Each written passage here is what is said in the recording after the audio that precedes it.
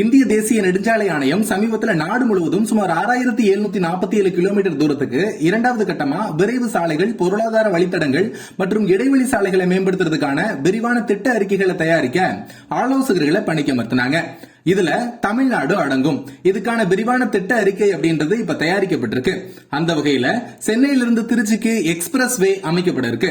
ஏற்கனவே Chennai to பெங்களூரை join பண்ற express வேக்கான பணிகள் அப்படின்றது ஜரூரா நடந்துட்டு இருக்கு. இந்த பாதைக்கு பக்கத்திலேயே புல்லட் ரயிலுக்கான திட்டமும் கொண்டு வரப்பட உள்ளது. இப்ப சென்னையிலிருந்து பெங்களூருக்கு போகிறதுக்கு 7 மணி நேரம் ஆகுது. இந்த விரைவு சாலை பயன்பாட்டுக்கு வர பட்சத்துல இந்த நேரம் அப்படின்றது 4 மணி நேரமா குறையும். இந்த எக்ஸ்பிரஸ் வே அமைக்கப்படுறப்ப உயர்மட்ட பாலங்களும் அமைக்கப்படுதான். அதன் ஒரு கட்டமா 23 கிலோமீட்டர் நீளமுள்ள மதுரவாயல் டு ஸ்ரீபெரும்புதூர் இடையேயான மேம்பால பணி இந்த நிதியாண்டு இறுதிக்குள்ள தொடங்கப்படும் அப்படின்னு அறிவிக்கப்பட்டிருக்கு. 3500 கோடி திட்ட மதிப்பீட்டுல இந்த உயர்மட்ட பாலம் அமைக்கப்பட இருக்குதான். அதாவது 23 கிலோமீட்டர் நீளமுள்ள மதுரவாயல் டு ஸ்ரீபெரும்புதூர் இடையேயான இந்த நீளமான பாலம் அமைக்கப்படுது. இந்த பகுதியை இப்ப கடக்கிறதுக்கு 30 நிமிடம் அப்படின்றது சுமாரா ஆகுது. இந்த பாலம் கட்டப்பட்டா அந்த பயண நேரம் அப்படின்றது 10 இருந்து 15 நிமிஷத்துல இந்த பகுதியை கடந்துட முடியும்.